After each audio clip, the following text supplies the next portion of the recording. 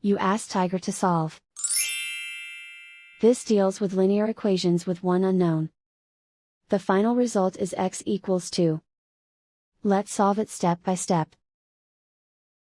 Group all constants on the right side of the equation. Add 2 to both sides. Simplify the arithmetic.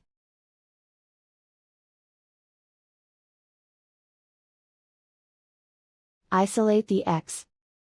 Divide both sides by 4. Simplify the fraction.